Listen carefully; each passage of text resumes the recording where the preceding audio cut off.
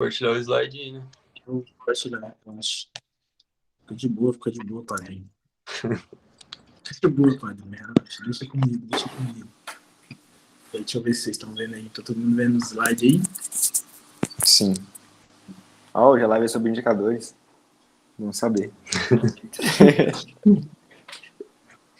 E rapaziada, bora? Põe no começo aí. Bora, pode Do lançar o DRE. primeiro? Pode lançar o primeiro. Viajei aqui. Então, eu vou começar falando bem rapidamente sobre o DRE. Por quê? Porque o DRE ele é citado muitas vezes durante o slide, então eu já vou passar o conceito diretamente para vocês já matar a charada quando ele for citado. Basicamente, é a demonstração do resultado do exercício, ou seja, toda empresa, quando ela abre o IPO na bolsa, ela tem que declarar algumas coisas, alguns resultados, alguns ganhos, alguns gastos, às vezes até mesmo perdas, né, faturamento, etc. E ela disponibiliza isso através desse documento que seria o DRE. Então, basicamente é isso. A partir desse DRE é que a gente pega esses resultados e calcula o que a gente vai falar mais para frente, que é os indicadores, entendeu? Chega ao ponto final ali para você saber se é uma empresa lucrativa, se não, se tem dívida, se não, e aí vai. Pode passar, Moisés. E aí a gente tem um DRE simplificado que está no Status Invest. Basicamente, ele mostra o que seria mais, digamos que relevante, assim, no geral, né? Não quer dizer que as outras coisas sejam diretamente relevantes, mas ele mostra, no geral, o que seria mais relevante para o investidor, que seria a receita líquida, os custos e o lucro líquido. Então, basicamente, nos próximos slides, sempre for citado o DRE, agora vocês já estão por dentro aí do que é esse relatório do que foi realizado pela empresa. Sim, rapaziada. Tipo, a gente colocou do Status Invest aqui, tá? Porque é um site muito comum que a gente usa para olhar esses indicadores, tá?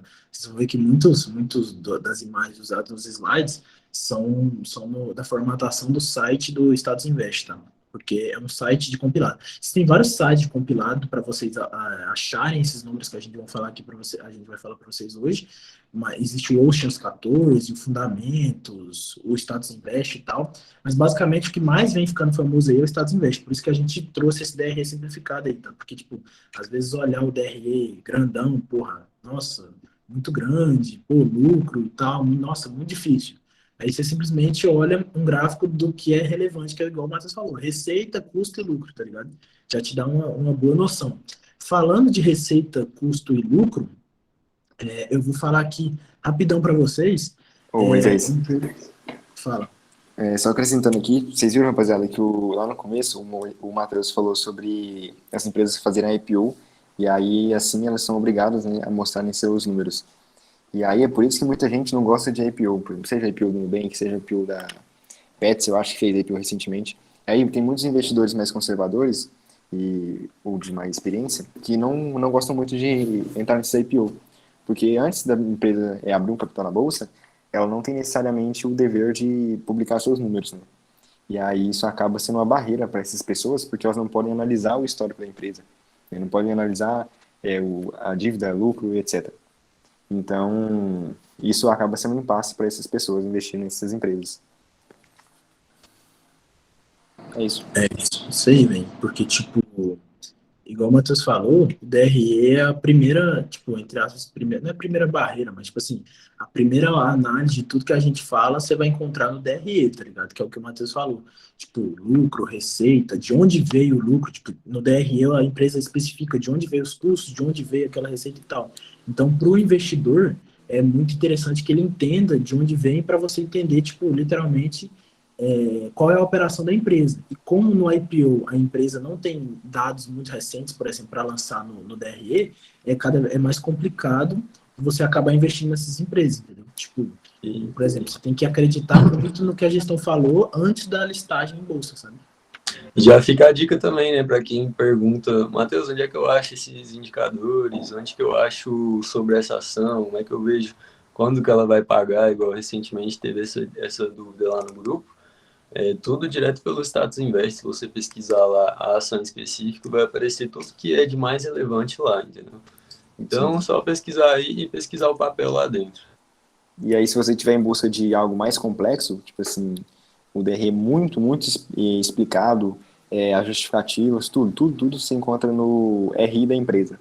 Muita gente não sabe, mas se você digitar, por exemplo, Sanepar RI no Google, aí vai aparecer o primeiro site lá, é Sanepar RI, Sanepar Relações com Investidores. Lá tem todos os dados da empresa, todos os números de todos os trimestres recentes, tudo que você vai encontrar lá.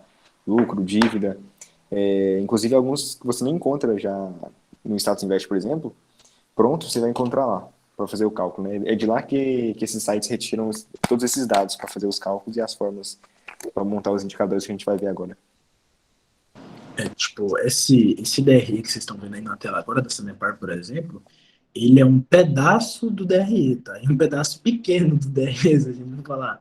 Porque, tipo, de fato, o DRE, ele é completíssimo, tá ligado? Então, se você quiser, tipo, tô realmente em dúvida, porra, acho que essa empresa é muito boa, mas tô querendo entender todo o operacional para ver se é um bom negócio mesmo. Você pode simplesmente ir lá no RI da empresa, e tem empresa que você pode cadastrar seu e-mail para eles te mandarem os relatórios do RI, toda empresa de bolsa tem um departamento de RI com os investidores, para se relacionar com os investidores, e você vai conseguir ter acesso a todos esses documentos, tá? Lá você vai poder, tipo, ter acesso a muito mais coisa, porque, por exemplo, nessa parte do DRE, você consegue ver lucro bruto, receita operacional e tal, mas se você descer mais, você vai ver gastos com gestão, gastos com pessoal, CAPEX da empresa e muitas outras coisas que não está aparecendo nessa parte, que é uma parte mais complexa, mas se você quiser se aprofundar, você tem todo o acesso. Tipo, o acesso é gratuito e muito fácil também. Só falando um pouco aqui, para a gente já poder fechar essa ideia inicial, para a gente poder entrar de fato nos indicadores, é falar um pouco sobre os elementos aqui de lucro e de caixa, que vocês vão acabar vendo, que a gente vai acabar falando bastante deles aqui durante os indicadores, que é o lucro líquido e o EBITDA, tá? Óbvio que existem outros elementos que representam o lucro e o caixa de uma empresa, mas esses dois são os que mais aparecem nos indicadores porque são essenciais, né?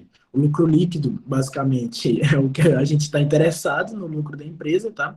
É até vale citar que, tipo, existem vários estudos, já está quase que comprovado isso aí, tem até gráficos que é nitidamente você consegue acessar, talvez até depois da live, eu lance um gráfico lá no Telegram para vocês, que cotação segue resultado, tá? E que resultado é esse? É o resultado do lucro líquido. Você pegar um histórico da bolsa inteira, tipo, entre aspas, o preço do Ibovespa, tá? Vamos falar assim. E o lucro líquido somado das empresas do Ibovespa, você vai ver que a cotação vai seguindo o aumento dos lucros, tá?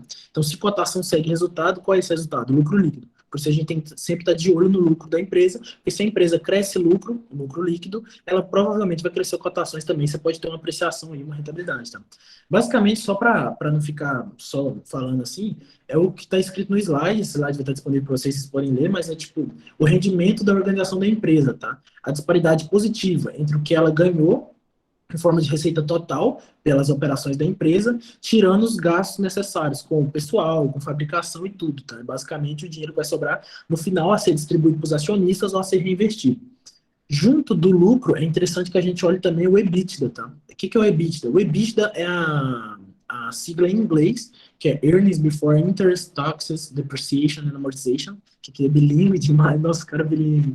Mas em português é lagida, tá? Se alguém por acaso olhar assim e falar, lagida, que é basicamente a tradução dessa sigla, que é os ganhos da empresa, né, a geração de caixa antes das taxas, amortizações e depreciações e juros, tá? Então, é basicamente um indicador que vai demonstrar o potencial de geração de caixa. É quanto a empresa conseguiu fazer de caixa antes de ser impactado nesse valor as porções, entre aspas, intangíveis, tá? Que a gente não vê. Tipo assim, não é um custo de fato que a empresa investiu ou um custo que ela gastou na fabricação do produto, alguma coisa. São custos intangíveis, que são, por exemplo, amortização, depreciação, juros e tal, que é um custo intangível, mas que impacta diretamente no lucro, tá? Então, assim, para chegar no lucro líquido, tem que passar pelo EBITDA. O EBITDA é o caixa que ela gerou antes do lucro.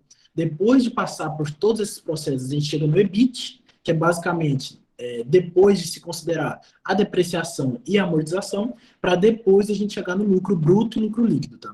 Então, é basicamente o EBITDA é o quanto a empresa conseguiu gerar antes de pagar todas essas questões intangíveis, tá? Então, a gente consegue ter um indicador que consegue mensurar o potencial de geração de caixa de uma empresa, tá? Porque se ela tem um alto EBITDA, quer dizer que, ainda que no final o lucro dela não seja tão alto, quer dizer que a empresa tem muita capacidade de gerar caixa, o que é muito interessante para o acionista de longo prazo, né, galera? Então, agora vocês já entenderam o que é DRE simplificado, que é o que a maioria de vocês vai acabar vendo só o DRE simplificado no Estados Invest, não tem problema nenhum, ninguém precisa aqui virar contador para analisar a empresa. Vamos para os indicadores de fato, né, que é a parte que todo mundo está querendo saber para a gente poder analisar. Bem, dois indicadores essenciais na hora que a gente for analisar, eu vou tratar, na verdade, de duas áreas de indicadores, tá? Vou tratar com vocês rentabilidade e preço. Mas dois indicadores essenciais de rentabilidade, que é uma área extremamente importante na hora de a gente avaliar a empresa, né? O quão a empresa é rentável, né? Vale destacar, a gente estava até conversando antes de começar a live, existem vários estudos que associam o retorno médio de uma ação à capacidade que a empresa consegue ser rentável nas suas operações de patrimônio e de investimento, tá? Porque, basicamente, se a empresa é rentável investindo o capital que ela adquire, quando você compra a ação, é esperado que você tenha pelo menos o retorno que a empresa tem nos seus próprios investimentos, né, já que você é sócio dessa empresa. Então, se uma empresa tem alta rentabilidade nas suas operações, que é o que a gente vai ver no ROI e no ROIC, quer dizer que ela pode te dar um alto retorno nas ações, tá? Diretamente relacionado. Bem, vamos lá. Primeiro, ROI. O que é o ROI? O ROI é um dos indicadores, é o indicador de rentabilidade mais famoso e muita gente usa só o ROI e nem olha para o ROIC, tá? Eu gosto de olhar para o ROIC, mas isso é meio subjetivo, né? Vai de investidor para investidor. Mas o ROI é Return on Equity. Do inglês, seria retorno sobre patrimônio, tá? Ele é calculado, eu coloquei depois do ROI, como é que ele é calculado com lucro líquido, que vocês já aprenderam, por isso que a gente falou antes, lucro líquido dividido pelo patrimônio líquido da empresa. Então, é basicamente quanto a empresa conseguiu ter de lucro final, né, lucro líquido que vai entrar para distribuição para os acionistas ou para investimentos, dividido pelo patrimônio total da empresa. Então, é quanto a empresa conseguiu rentabilizar em cima do próprio patrimônio dela, tá? Que é o que eu acabei falando ali no primeiro ponto, tá? É o retorno obtido, medido em cima do patrimônio. Então, assim, quanto maior patrimônio uma empresa tem, é esperado que ela tenha maior retorno sobre isso, né? Porque esse patrimônio, ele tem uma finalidade, né, de aumento do patrimônio. Então, por isso a gente usa o ROI. É o retorno que a empresa consegue ter sobre todas as operações de patrimônio que ela tem, entendeu? Então, por exemplo, eu até falei, é um ótimo indicador para empresas de setores com bastante patrimônio, tipo bancos e elétricas, tá? Porque se você tem uma elétrica, por exemplo, que tem as linhas de transmissão, tem as usinas hidrelétricas e tudo, isso tudo é patrimônio líquido, tá? É patrimônio de fato da empresa. Não é uma empresa que trabalha, por exemplo, com serviços online, alguma coisa que não envolva tanto patrimônio físico, tá? Então, se você usa o ROI para essas empresas, ele é muito eficiente. Porque se você consegue olhar todo o patrimônio, por exemplo, de uma elétrica, e ver todas as usinas que ela tem, as linhas de transmissão e etc., e consegue ver o retorno que ela tem sobre esse patrimônio, é um ótimo indicativo de que a empresa está usando o capital dela para algo eficiente para ela, entendeu? A Engie, por exemplo, vai lá e constrói mais uma usina de geração. Você olha, o ROI da Engie é muito alto. Você vai ter mais confiança na empresa de que essa usina vai ser bem efetivada para a operação de caixa da empresa. Por quê? Porque ela tem um alto retorno sobre o patrimônio. Então, se ela aumenta o patrimônio construindo novas usinas, novas linhas de transmissão, você espera que ela tenha um alto retorno sobre essas construções, tá? Então, ROI, é importante você lembrar que ele é mais eficiente para empresas com muito patrimônio, tá? Então, ele é um indicador de rentabilidade sobre a alocação imobilizada, que é o que a gente chama de CAPEX, tá? Então, quando a empresa aumenta seu CAPEX, quer dizer que ela aumenta os custos com investimentos imobilizados. Igual nesse exemplo que eu dei da Engie, quando ela pega dinheiro e fala, galera, emitimos dívida para construir uma nova usina. Essa dívida vai entrar, esse investimento vai entrar como CAPEX, tá? Investimento em capital imobilizado. E aí você pode usar o ROI para medir se esse patrimônio está sendo útil ou não para sua empresa, tá? Bem, dando dois exemplos aí para vocês, a Taesa, que não coincidentemente está em todas as lives, aparentemente a Taesa está em todo lugar. Vocês têm o ROI da Taesa e embaixo vocês têm o ROI da Apple. Bem, a Taesa, como eu falei, é uma empresa elétrica. A Taesa, especialmente, ela só trabalha com transmissão. Então, ela tem as linhas de transmissão dela em quilometragem e tudo. Você consegue ver que a Taesa sempre teve um ROI na média de 23%, que é um ROI muito bom, acima de 20%. Então, quer dizer que acima de todo o patrimônio que ela constrói novo na empresa, todo investimento em patrimônio que ela faz, construindo novas linhas de transmissão, ela consegue sempre mais de 20% de retorno em cima disso, na média, né? O que indica que a empresa é muito boa. Vocês podem perceber que nos últimos anos a empresa até aumentou o seu ROI, tá? Fazendo alguma reciclagem de linhas de transmissão e tal. Isso quer dizer que a gestão está sendo eficiente em reciclar o patrimônio para aumentar o retorno sobre esse patrimônio, entendeu? Embaixo, eu trouxe esse ROI da Apple para justamente destacar o que eu falei. O ROI é mais eficiente que uma empresa de muito patrimônio. A Apple é uma empresa que a gente fala que ela é asset light. Asset light é quando a empresa não tem muitos investimentos em infraestrutura. A Apple, basicamente, todos os produtos dela são terceirizados, tá? Tipo, ela compra as peças do iPhone de diferentes fornecedores, ela usa várias fábricas espalhadas pelo mundo. Então, basicamente, a Apple só põe na caixinha e te vende. Então, como é uma empresa que não tem muito capital imobilizado, não investe muito em CAPEX, a Apple investe muito em pesquisa e desenvolvimento. Mas isso você não precisa montar uma fábrica gigante para fazer isso. É diferente, por exemplo, de uma montadora de carros, de uma elétrica, que precisa daquele patrimônio. Você pode ver que o ROI da Apple ele é exponencial, ele é muito alto. Por quê? Porque o retorno que a empresa obtém foi muito grande nos últimos anos, só que o patrimônio dele é muito pequeno. Então, ele meio que fica distorcido. Por que ele fica tão alto? Porque o patrimônio é muito pequeno, entendeu? Porque ela é asset light, ela não precisa investir muito patrimônio. Então, não faz tanto sentido você olhar para a ROI para empresas que tenham pouco patrimônio, empresas que trabalham majoritariamente, tipo, tem muitas empresas que trabalham com serviços de informática, tá ligado? Dando um exemplo para não ficar só falando, nos Estados Unidos existe a Salesforce, que é uma empresa que trabalha com nuvens, sites, essas coisas. Essa empresa não tem patrimônio físico quase que nenhum, é só onde a galera trabalha. Então o ROI dela pode estar muito distorcido. Então é sempre importante vocês estarem atentos a isso. Mas no geral, principalmente aqui na Bolsa Brasileira, que os negócios são mais tradicionais, entre aspas, né? A nossa tecnologia, o setor de tecnologia da Bolsa Brasileira é muito pequeno ainda, o ROI quase sempre vai ser muito eficiente para medir a rentabilidade da empresa que você estiver analisando. Além do ROI, a gente tem o ROIC, que é o Return Over Invested Capital, que é basicamente o retorno agora sobre o capital investido, tá? Basicamente o retorno sobre o CAPEX. A gente não pode falar que é literalmente o CAPEX, porque o CAPEX aborda muita coisa que não vai ser a mesma coisa contabilmente do que o capital investido, tá?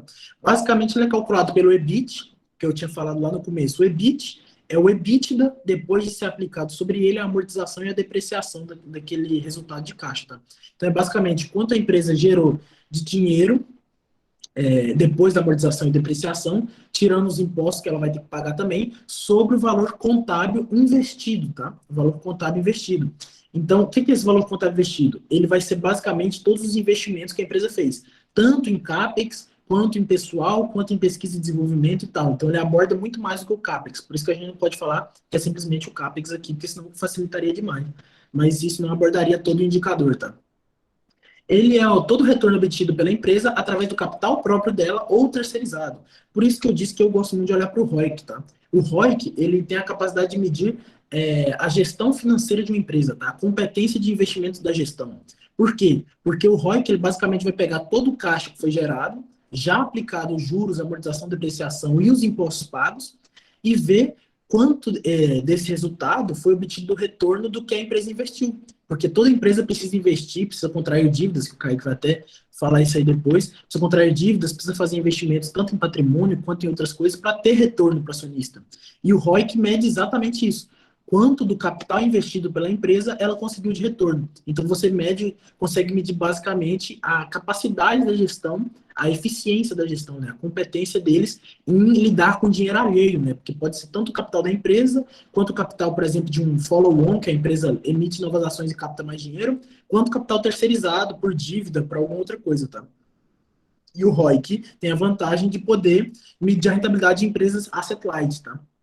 Que é justamente o problema que eu tinha acabado de falar do ROI. Então, basicamente, você pode usar os dois quando você estiver tratando de um tipo de empresa ou outra. Se está tratando de empresa de muito patrimônio, olha mais para o ROI.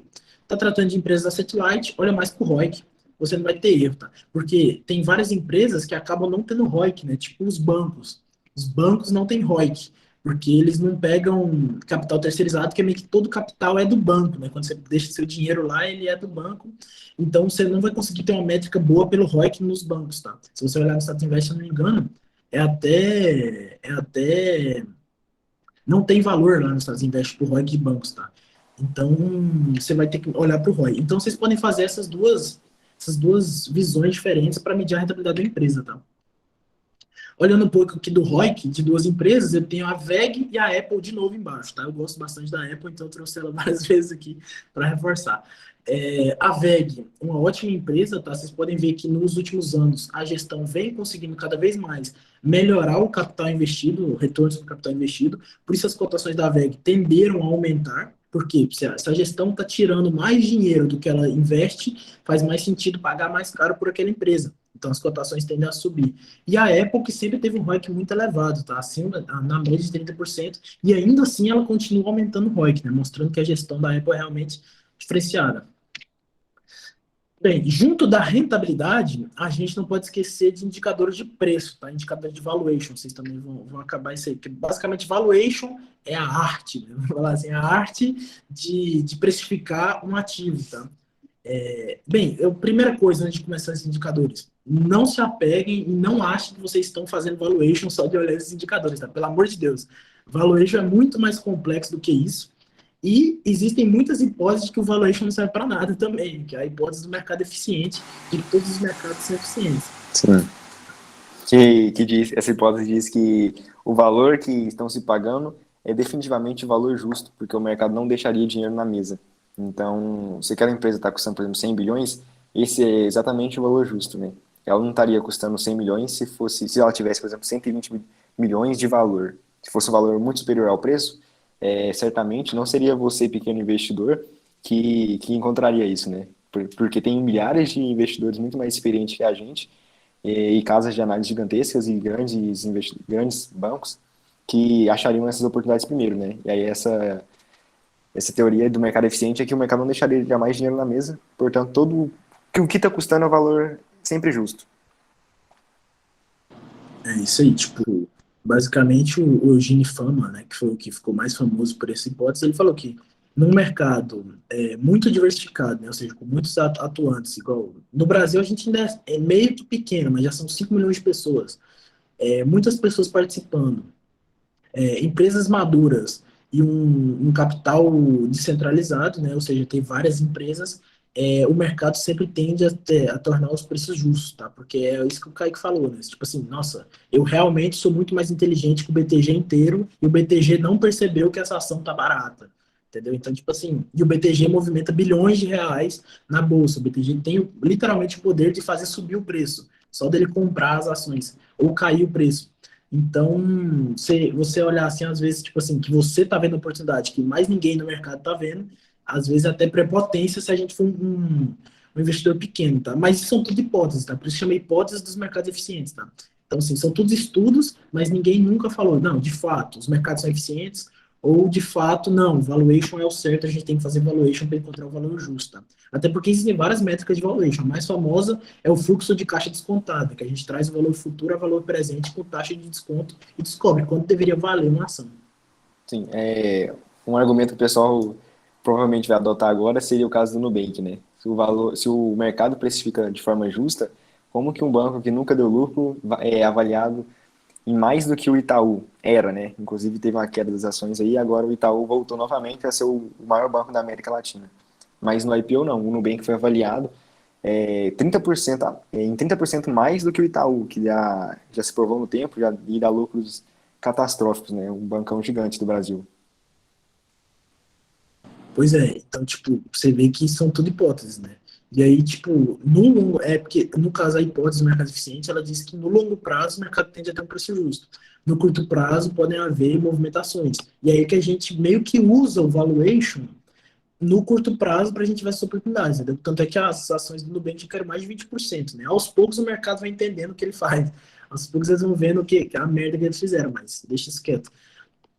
Mas no curto prazo a gente pode usar esses indicadores de valuation, então, para a gente ver essas pequenas oportunidades. Porque se no longo prazo o preço é sempre justo, a gente pode aproveitar de um burburinho, de alguma notícia, de alguma movimentação atípica no mercado, algum fato de política que acontece muito no Brasil, toda hora sai uma notícia diferente sobre política e a bolsa acaba reagindo a isso, para poder comprar essas ações historicamente descontadas do seu preço justo. Tá? De uma maneira simples, não tão eficiente, mas simples, de fazer isso é olhando os indicadores de preço. Tá?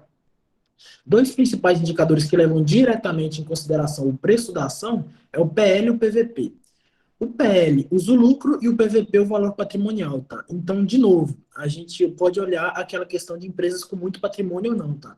Olhar o PVP de empresas que não têm muito patrimônio pode não fazer tanto sentido, tá? Porque se a maior parte da operação da empresa não está ligada diretamente ao patrimônio que ela tem, não faz sentido você olhar tanto o PVP. Agora, o PL, ele é mais específico, porque ele vai diretamente no lucro da empresa, tá? Ele basicamente mede a cotação atual da empresa em relação ao lucro por ação. Você vai dividir o preço da ação pelo lucro por ação, tá? Você encontra esses dois indicadores no Status Invest também. Você mesmo pode calcular o PL, quanto está custando a cotação hoje, dividido pelo lucro por ação. Ou você pode considerar também todo o valor da companhia, dividido por todo o lucro que ela gera também, mas aí não faz sentido, você está só complicando a conta. Bem, ele é basicamente um indicador de múltiplo sobre o lucro. Ou seja, quantas vezes o mercado está disposto a pagar pelo lucro que aquela empresa gera, né? De novo, naquela hora que eu falei do lucro líquido. Se as cotações acompanham o lucro, nós estamos interessados em lucro. A gente quer empresas lucrativas, a gente está interessado que a empresa aumente seus lucros. Só que nenhuma empresa é negociada uma vez o lucro dela, porque não faz sentido você vender uma companhia com o que você vai ganhar de dinheiro esse ano, não faz sentido. Então você sempre pagará múltiplos sobre o que a companhia consegue gerar, tá? Isso funciona para qualquer coisa na vida. Se você quiser comprar a padaria aí da esquina da sua casa, o cara vai fazer essa conta, vai falar, nossa, eu ganho tanto por ano e vou vender ela por tanto, porque isso me dá 10 anos de faturamento, por exemplo. Então isso sempre acontece. Então, medindo o PL, você consegue ver quantas vezes você está pagando pelo lucro de uma empresa, tá? Então, basicamente beleza, eu quero comprar o Itaú. Quantas vezes eu vou estar pagando pelo lucro que o Itaú me gera por ano? Que é basicamente o que eu vou ter se eu comprasse o Itaú, tá? Ele pode ser também indicado, igual eu acabei de falar, como uma expectativa de tempo para o retorno do seu investimento. Porque se todo investimento visa o lucro do negócio, né, a gente é interessado no lucro, se eu consigo calcular quantas vezes eu estarei pagando por anos de lucro, a gente vai poder saber em quanto tempo eu posso meio que reaver meu investimento. Por exemplo, se eu paguei 10 vezes preço sobre lucro, 10 vezes o PL, né? Quer dizer que em 10 anos de lucro daquela empresa, se ela simplesmente continuasse com lucros estáveis, não subisse nem caísse, eu reaveria meu dinheiro de volta. Então, eu pegaria meu dinheiro de volta simplesmente passando 10 anos com os lucros daquela empresa. Então, é basicamente um indicador também de tempo, tá? Porque você meio que pode ver em quantos anos de lucro essa empresa me geraria o que eu estou gastando agora para poder comprar esse negócio, entendeu? Por isso que é interessante você ter uma olhada assim, tá? Você não pode se apegar totalmente a isso, porque, igual a gente falou, existem expectativas de mercado, igual aconteceu com o Nubank. Expectativas de mercado. O Banco Inter, se não me engano, já foi negociado a 400 vezes o PL. Ninguém vai viver 400 anos para pegar o lucro de volta. Mas por que isso acontece? Porque há expectativas de que o lucro cresça, há expectativas de que a companhia cresça, que os clientes aumentem e tudo mais. Então, esse PL, ele é, entre aspas, distorcido momentaneamente, baseado numa expectativa do que será o lucro futuro, tá? O mercado sempre negocia o futuro. Por isso é tão difícil, olha, por isso que a gente seguia pelo que aconteceu no passado, tá? De novo a frase do Buffett de que o retrovisor é mais claro que o para-brisa. Então a gente seguia pelo que aconteceu no passado, mas o mercado negocia o futuro. Então, se um PL está muito alto, normalmente indica que o mercado tem grandes expectativas para aquela empresa, tá? Um caso trágico aí, né, para muita gente, é que a Magalu, por exemplo, que antes era negociada a quase 400 vezes o PL, hoje está negociada a 80 vezes o PL, se eu não me engano. Ou seja, caiu bastante. Mas ainda assim, 80 vezes o PL seria, entre aspas, 80 anos para você reaver o que você está investindo, tá? Mas, igual eu falei, a gente não pode se prender a essa métrica de que é o tempo mesmo. Esse aí foi um dos motivos de eu ter encerrado minha posição em Banco Inter também. Banco Inter chegou a ser negociado um PL de 21 mil. E aí, claro que tinha algumas distorções, com certeza, mas, assim, eu encerrei minha posição porque já não faria mais sentido para mim. Eu já não via mais um potencial de upside tão bom, né? Porque, assim, comprei a 14 na época, acho que eu encerrei minha posição a 74 ou 64. Mas aí, por exemplo, quando chegou um PL, tipo assim, estrondosamente alto, o mercado estava colocando tantas expectativas sobre a empresa que se ela apresentasse um balanço não tão bom e não tão favorável às expectativas do mercado, a queda seria, tipo assim, terrível. E é o que acontece com empresas que são, tipo assim, superestimadas pelo mercado, né? Que o mercado acredita muito, e aí se você quebra as expectativas, com certeza a queda é muito forte. É o que tá acontecendo com o Magalu, né? Também, tipo, junto da alta de juros, junto com a crise do varejo, junto com muita coisa, A Magalu, um dos motivos dela tá caindo é porque ela apresentou um trimestre que não teve tanto crescimento, tá? Então, o mercado apostava num crescimento muito alto, com PL muito esticado de 400, não rolou, o mercado simplesmente reajusta a expectativa. Não, a gente espera menos, então o PL diminui, a gente vai pagar menos pelo seu lucro atual. Então, o PL caiu. Agora, falando de PVP, a gente é basicamente a mesma coisa do PL, só que em vez de considerar o lucro da empresa, vai considerar o valor patrimonial dela, tá? Então, é basicamente um múltiplo sobre todo o patrimônio imobilizado da empresa. Muito eficiente para negócio com muito CAPEX. Negócios que investem muito em CAPEX, né, que são o capital imobilizado, a gente consegue ter uma boa métrica em relação ao VP, tipo um banco. Se eu quiser simplesmente reconstruir o banco, pô, quero refazer todas as agências, recomprar todos os computadores, recomprar todos os caixas eletrônicos, recomprar tudo de novo, eu posso usar o VP para isso, valor patrimonial, né? Eu posso ver quantas vezes eu estou pagando sobre o patrimônio de uma empresa, que teoricamente seria se eu fosse reconstruí-la. É muito bom para elétricas, para bancos e tal. Tipo, o Banco do Brasil, por exemplo, é negociado, não sei quanto que está hoje, mas já estava negociado a 0,6 PVP, ou seja, para cada R$ 1 de valor patrimonial, você pagava 60 centavos. Então quer dizer que você pagava menos do que o patrimônio do banco. Então, se você fosse reconstruir todo o banco, você gastaria mais do que você comprasse todas as ações desse banco. O PVP ele serve para fazer esse indicativo. Tá? De novo, empresas que não têm um patrimônio muito grande, pode haver muita distorção nisso aqui. Tá? E por último, o último indicador de preço é um indicador que, em vez de considerar lucro e patrimônio, ele considera a geração de caixa, tá? Que eu prefiro considerar isso também. Lucro e geração de caixa são os meus preferidos, que é o EV sobre EBITDA, tá? Tá tudo em inglês, mas EV é Enterprise Value, que é o valor contábil da empresa, que é basicamente o patrimônio da empresa, quanto vale as ações da empresa, mais as dívidas que a empresa tem, porque se você for comprar as empresas, você tem que pagar as dívidas, então é basicamente quanto valem as ações todas somadas, mais do que a empresa tem de dívidas, dividido pelo EBITDA, que eu já expliquei que é a geração de caixa bruta, lá no comecinho, antes da amortização, depreciação e tudo mais, tá? Então, é um múltiplo que é pago na empresa em relação à sua capacidade de operação. Então, quantas vezes eu pago o que você pode gerar de caixa? É basicamente o que o PL faz, tá? É basicamente o que o PL faz, só que aqui você considera o Enterprise Value inteiro, ou seja, no PL você não considera as dívidas da empresa. Aqui você considera, porque o Enterprise Value contabilmente, ele é calculado somando as dívidas a quanto vale a empresa nas ações, né? Lá no PL você só considera o preço das ações. Aqui você considera as dívidas também. Em vez de dividir pelo lucro, você divide por quanto de caixa a empresa gera. Então é basicamente tudo que a empresa vale dividido por quanto ela gera de caixa. Tá? Então você pode ter uma noção de quantas vezes você está pagando pelo caixa daquela empresa, tá? Que basicamente é o que vai gerar valor aos acionistas também, né? Que é o que dá origem ao lucro da empresa, é a capacidade dela de gerar caixa. Então você pode ver, nossa, essa empresa está valendo 5 vezes o que ela gera de caixa, tá ligado? Isso é uma métrica que você pode sempre estar usando para você ver se está fazendo um bom negócio ou não, tá? A vantagem é que ela usa o EBITDA, né? Que é essa geração de caixa, porque existem muitas empresas que acabam pagando muitos juros, amortização, depreciação e tal. Você usando o EBITDA, você consegue ter uma noção do potencial de caixa que essa empresa gera, em vez de considerar só o preço da ação também, considerando as dívidas, né? Que fazem parte do negócio. Basicamente, galera, de indicadores de rentabilidade e preço, é isso, tá? Agora eu vou passar para o Matheus, que ele vai falar um pouco sobre eficiência para vocês. Então, galerinha, eu vou estar falando sobre os indicadores de eficiência, né? Que seria margem bruta, margem EBIT, margem EBITDA e margem líquida. Eu vou estar dando uma lida, depois eu explico certinho para vocês, iniciando com margem bruta, né? A margem bruta ela mede a lucratividade das vendas de um negócio, após as deduções de vendas e custos relativos ao produto vendido. Essa margem mostra de forma direta quanto a empresa ganhará com a venda de seus produtos antes do pagamento de impostos ou produtos. Ou seja, geralmente, quando uma empresa ela produz alguma coisa e ela vai vender, seja em pequena ou em grande quantidade, no momento dessa venda, ela costuma pagar alguns impostos. Tanto, na verdade, principalmente para o governo, né, que seria, vamos supor, na emissão de uma nota fiscal, digamos. E no caso da margem bruta, não seria descontado esse valor da nota fiscal diretamente dessa produção, dessa venda.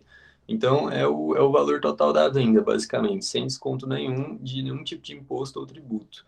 Isso seria, no caso, a margem bruta. Aí, beleza, margem EBIT. A margem EBIT é um indicador de desempenho operacional usado para verificar o desempenho produtivo de uma empresa ao longo do tempo e para comparar lucratividade operacional de companhias do mesmo segmento. Ou seja, basicamente, o EBIT, ele compara a questão da produção da empresa. Se a empresa vai conseguir, por exemplo, vamos supor que ela tem um padrão, né? Vamos dar o exemplo de WEG. Ela produz 100 motores por mês. Mas mês que vem, digamos, eu chego lá e falo, pô, esse mês eu quero 1.000.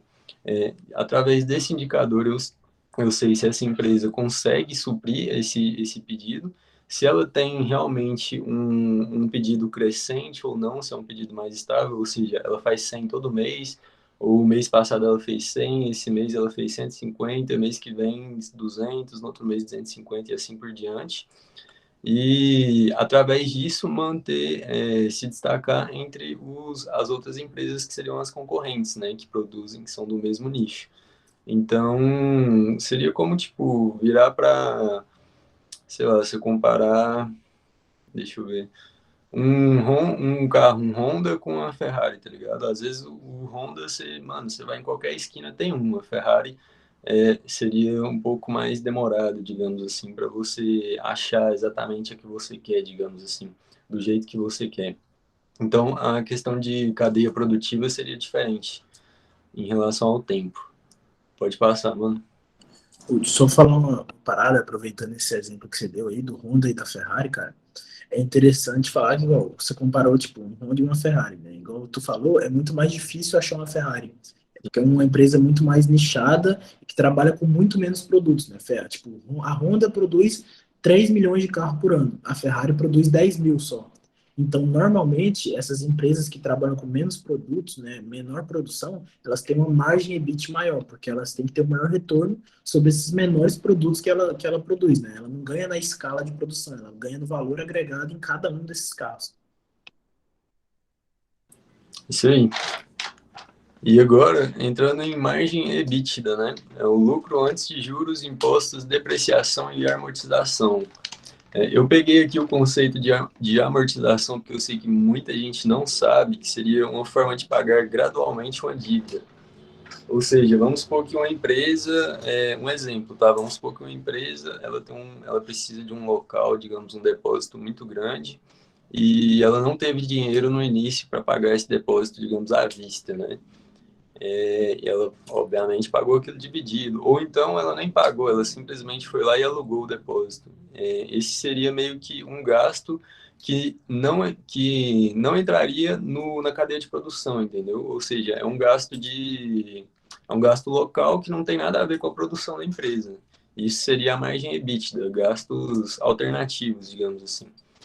Então, basicamente, esse tipo de gasto, como a compra de um local, o aluguel de um local, às vezes, sei lá, no caso de funcionário já não entra tanto porque já está dentro da cadeia produtiva, né? Você precisa de funcionários para produzir aquele produto. Mas, basicamente, é isso, é um custo que não está ligado diretamente à produção do que aquela empresa faz. E a questão da margem líquida, né? A margem líquida é aquilo que o Moisés falou, todo mundo quer, que é o lucro líquido. Lembrando que muita gente olha a questão de faturamento.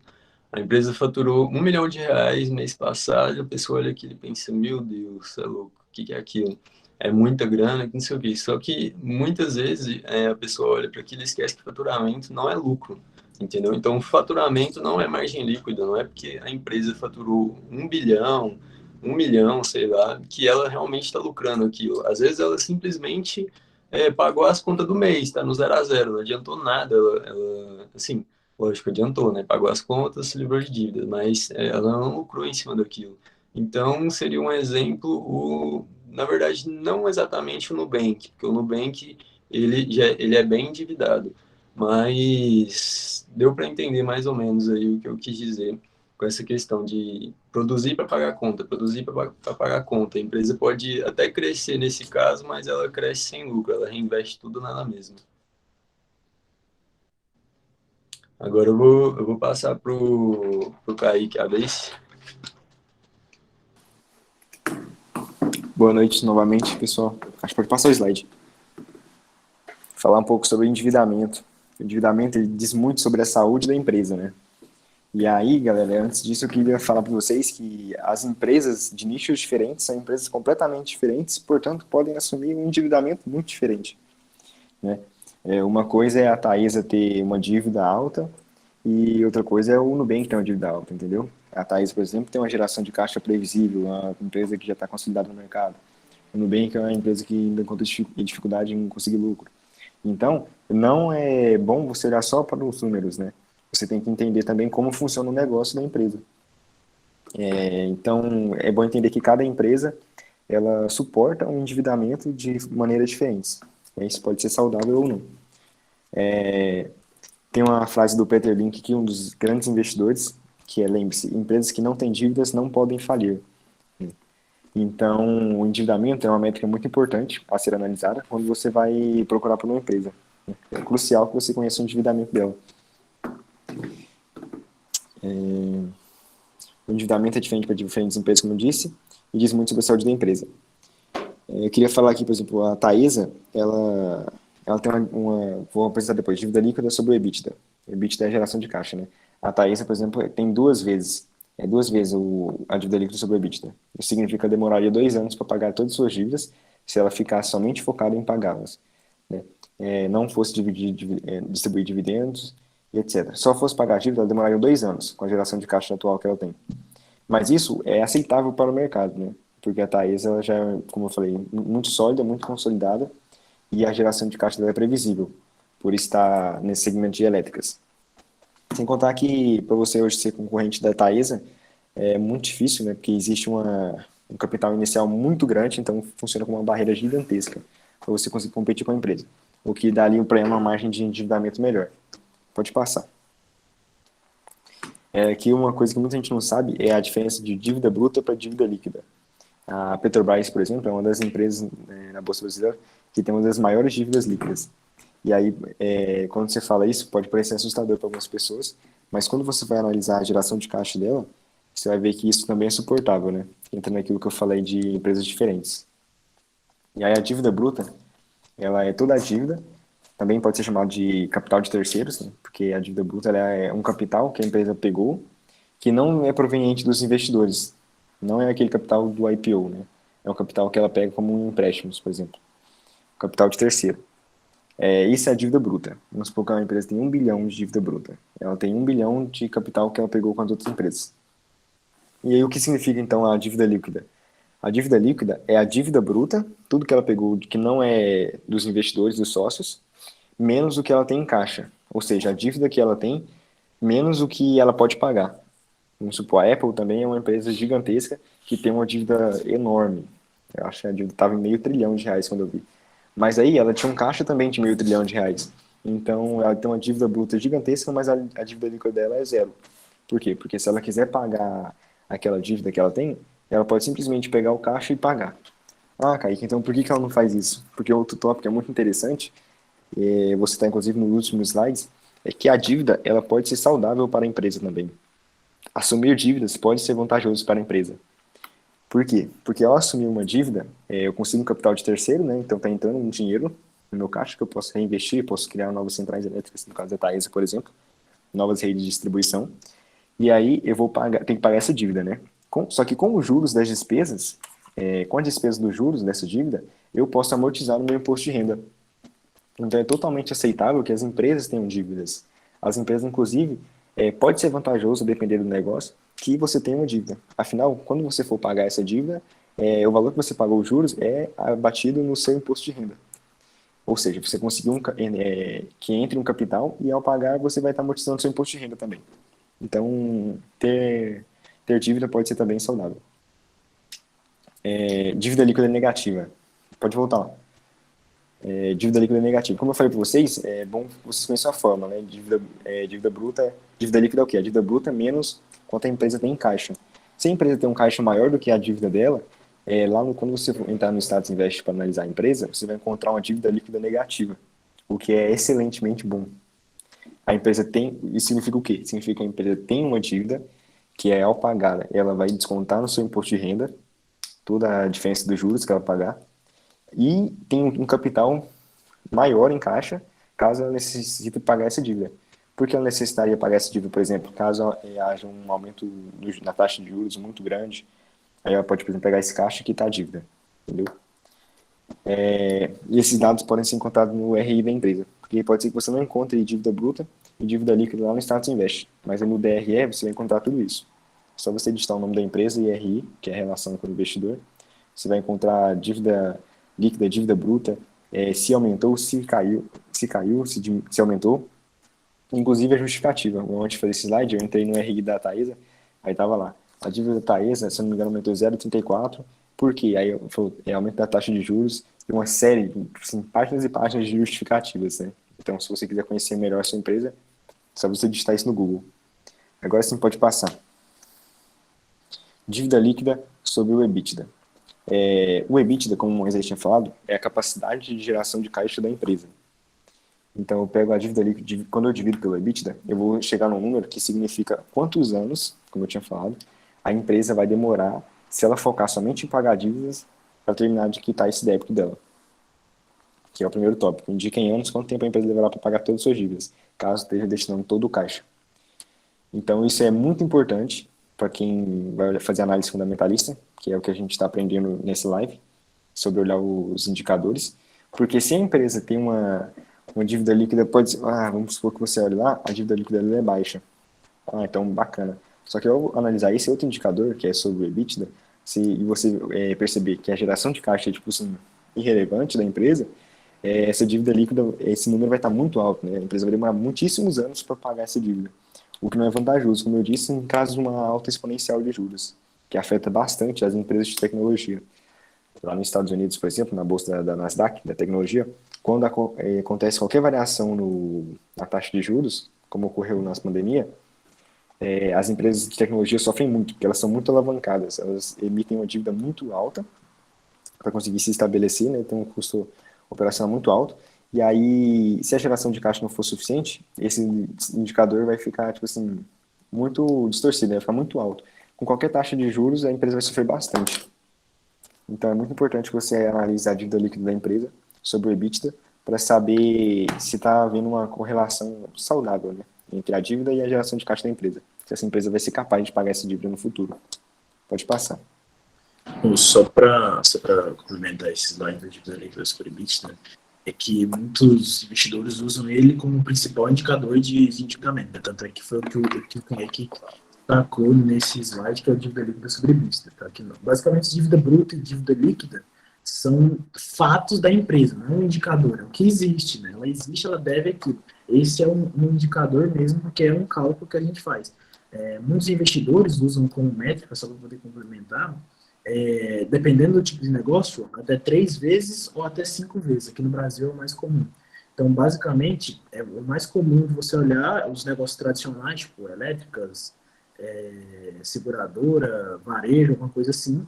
Se você olhar que a empresa tem uma dívida líquida sobre EBITDA de até 3 vezes, quer dizer que a empresa está basicamente saudável, porque 3 anos de caixa pagaria essa dívida. Tá? Para alguns outros negócios que têm uma geração de caixa menor ou necessitam mesmo de mais alavancagem, tem muitos negócios, como o Caio falou, tecnologia, você precisa se endividar, de fato.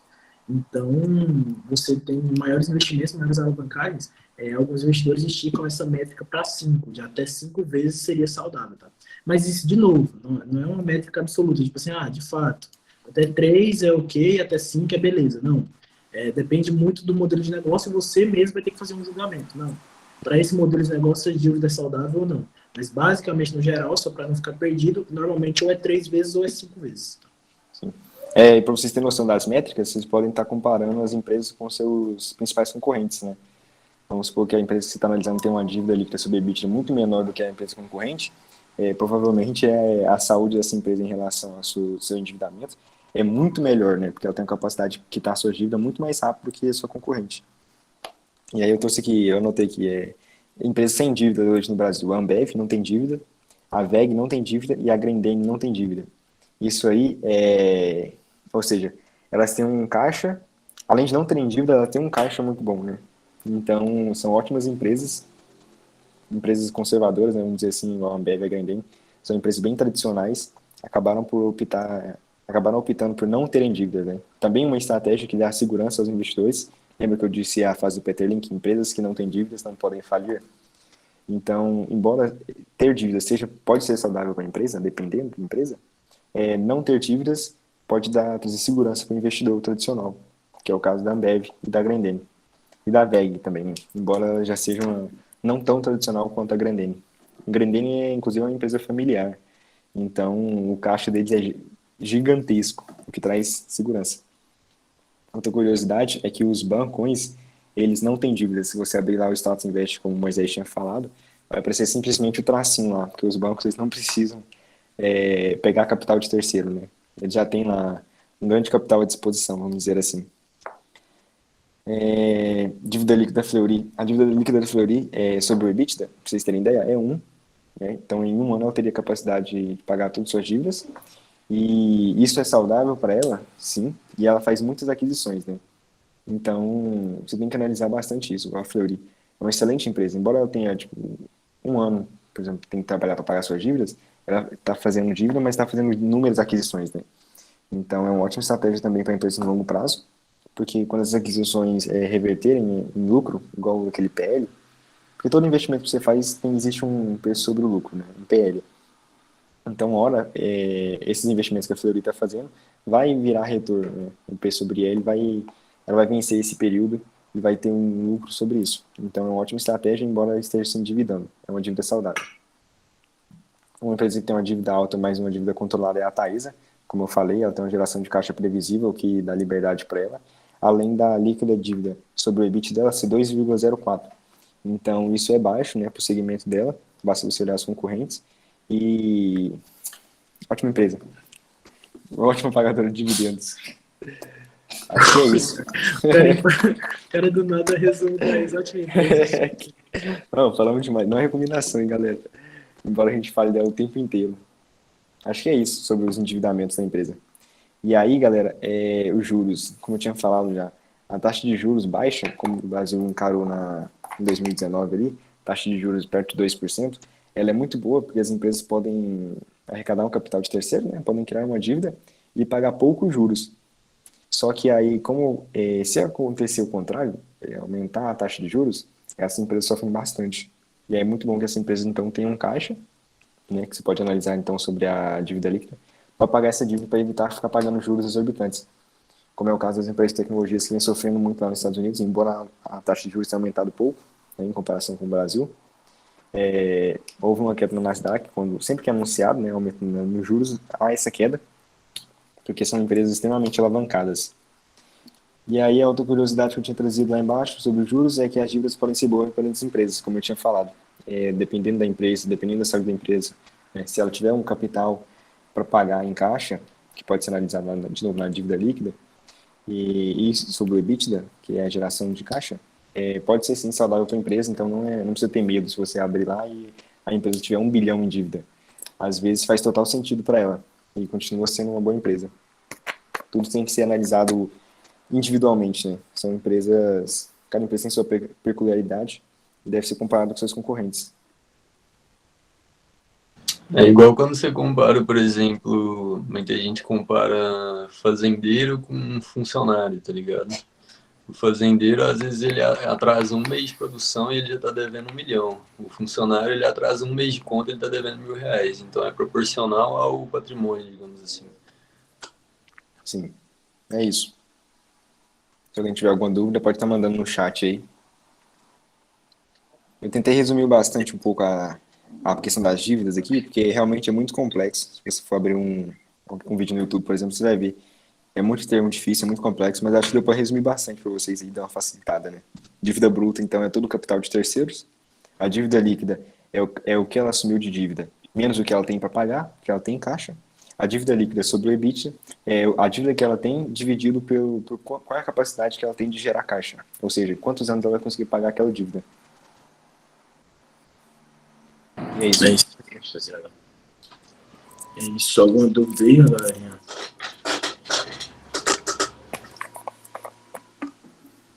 Dúvidas. Eu vou ter que assistir mais 2 vezes. Não, porque, tipo assim, né, galera? Se ninguém tiver dúvida, que vocês é inteligente demais. Nós é muito bom. Que Deus me livre. É muita coisa mesmo. Porque, tipo, no caso a gente quis trazer em uma live só vários indicadores, que é, tipo, os indicadores básicos. Se vocês abrirem o Status Invest, vocês vão ver que tem muito mais indicador do que tem Sim. aqui. Mas a gente quis trazer os indicadores básicos, que a gente está fechando esse ciclo de ensinar o básico para vocês. Né?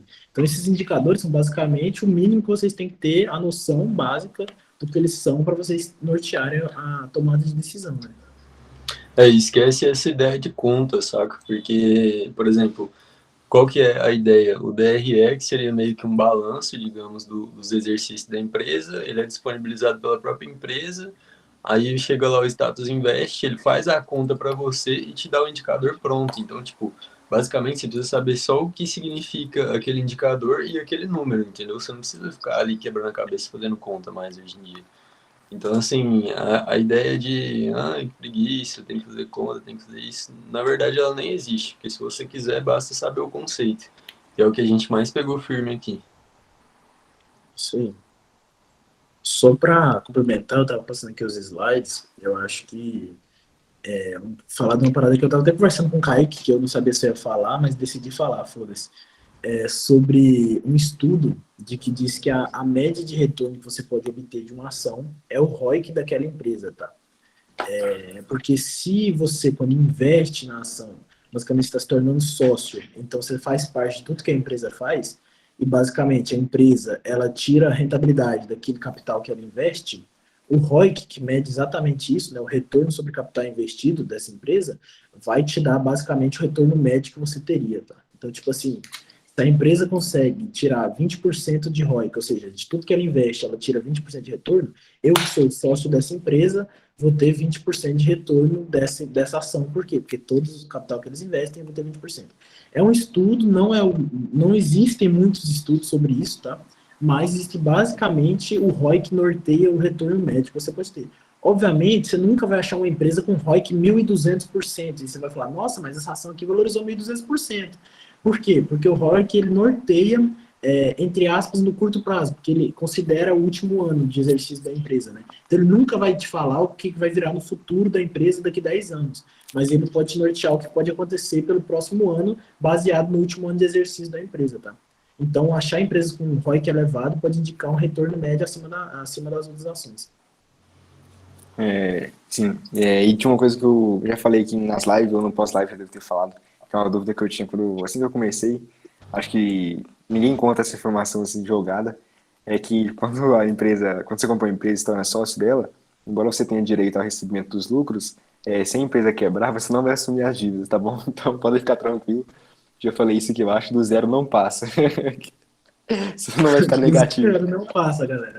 Relaxa. Do zero não Sim. passa. Só não pode esquecer aquele negócio que eu falei lá, hein? Fazer a mesma compra 2 vezes vai ficar devendo a corretora. A única coisa que você consegue dever é a Mas, corretora. pois é. Sim. As dívidas da empresa você não pega, tá? Porque basicamente quando a empresa fale, a empresa vai ser vendida, né, leiloada, e vai rolar uma divisão para pagar essas dívidas, e aí, se sobrar dinheiro, eles vão te dar algum dinheiro pela venda da empresa, porque a empresa está acabada. Se não, você só fica no zero mesmo. E vale lembrar também eu acho que foi a segunda live que a gente fez sobre os tickers, né? Geralmente as ações preferenciais, você tem meio que uma preferência para receber também nesse caso de falência. Então você receberia meio que primeiro, lógico, você não vai receber o valor todo, né, que você investiu, mas você receberia um pouco, uma porcentagem assim, entrando nessa conta que o Moisés falou aí, do que sobrou, primeiro do que quem tem ação ordinária, por exemplo. É semelhante quando alguém morre, por exemplo. Você não vai assumir as dívidas você não herda as dívidas da pessoa, né? Se a pessoa morre e deixa dívidas, o patrimônio líquido dela é liquidado para quitar as dívidas. Caso sobe patrimônio, você herda, né? E caso a dívida não seja paga com todo o patrimônio que a pessoa tem, simplesmente acaba ali, você não vai herdar. Sim. Mas eu acho, não tenho certeza, acho que nesse caso varia do patrimônio, né? Por exemplo, se você financiou o carro, você já pegou o carro, mas você continua devendo ele, eu acho que nesse caso você, meio que a dívida ficaria para a família. Agora, em caso de, sei lá, eu tenho um lote, eu tenho 10 lotes, seria o exemplo do meu avô, tenho 10 lotes e tem 2 devendo, aí nesse caso eu abateria direto do patrimônio total, entendeu? Galera, sobre pessoa física eu não domino muito não, meu negócio é bolsa. Na bolsa eu sei que nós tá de boa, né? E aí, galera, dúvidas? Eu vou encerrar ressaltar um ponto aqui, que é o seguinte, nunca confiar em uma só análise, ou um indicador, ou alguma coisa assim. Então, tipo assim, tem muita gente que olha e pensa assim, pô, vou olhar só o ROI, vou olhar só o EBITDA, vou olhar só isso, só aquilo, e tá garantido. É bom, tá ali, vou comprar, tá ligado? Em ações, tudo, na verdade, no geral, né? Ações, cripto, se for fazer até mesmo investimento em dólar, você tem que pegar tudo, um todo. Você não vai analisar uma coisa só e investir naquilo. Por quê? Porque tem vários fatores externos que também vão interferir. Então, assim, sempre tenta ponderar e pegar o que é mais importante. Igual a gente viu lá no Status Invest, quer ver? Que seria o DRE simplificado, que mostra os dados receita líquida, custo e lucro líquido. Então, assim, o Status Invest ele pegou o que ali seria mais importante, mas não quer dizer que só aquilo ali já seja suficiente, entendeu? Sim. Nem tudo é indicador. Eu, por exemplo, Sim. jamais investiria numa empresa do Eike Batista, mesmo se o Status Invest mostrasse que todos os indicadores são uma beleza. É a filosofia subjetiva, né? A parte qualitativa, né? Tipo, a gente pode até fazer uma live sobre isso depois, análise qualitativa da empresa, tá ligado? Tipo, quantitativo, você vai olhar os indicadores e vai falar, nossa, realmente top. Só que na hora que você for fazer uma análise qualitativa, tipo assim, de vantagem competitiva, gestão da empresa, quem que é o fundador, o que a empresa faz e tal, aí você pode barrar, tipo assim, falar, pô, não. Eu, pessoalmente, por exemplo, eu não invisto em estatais, tá ligado? Tipo assim, mano, pode estar os indicadores, mas é a melhor empresa do mundo. Se é do governo, eu não invisto, tá ligado? Tipo, é aquela parada do Banco do Brasil. O Banco do Brasil é 0,6 PVP. Todo mundo sabe que ele tá barato. Tipo, todo mundo sabe que ele tá barato. Só que se todo mundo sabe que ele tá barato, ele tem um motivo para continuar barato, entendeu? Que é a participação do governo. E aí eu prefiro ficar de fora, entendeu? Sim. Voltando ao negócio lá do Eike Batista, por exemplo, eu não vi esse momento, né? Eu já ouvi falar, muitos, inclusive, o Eike Batista estava negociando uma empresa na Bolsa que estava sendo negociada mais do que a Petrobras em questão de liquidez, e olha que a Petrobras negocia, sei lá, tipo, 2 bilhões por dia. Aí é a empresa mais líquida da Bolsa. E aí a empresa dele estava, a OX, eu acho, estava negociando, tipo assim, acima da Petrobras, então uma liquidez absurda. Nunca tinha tirado uma gota de petróleo e já estava, tipo assim, sendo negociado muito, múltiplos altíssimos. Então, assim, e hoje virou o que virou, né? Hoje não vale nada a empresa. Então muita gente perdeu muito dinheiro por cair nessas falácias do efeito manada também e tal. Então Aí nem tudo entra é indicador. aquele esquema da expectativa de mercado, né? Muita gente acha que, pô, vai ser bom porque é novidade, né? A pessoa vê uma novidade, ela já pensa em mil maravilhas. Só que na prática mesmo não é bem dessa forma que acontece. Mas eu acho que pode encerrar a gravação, não? Então, eu vou encerrar a gravação aqui, porque agora o que tiver aqui é exclusivo para quem continuar na live e tá no vídeo, tá ligado? Vocês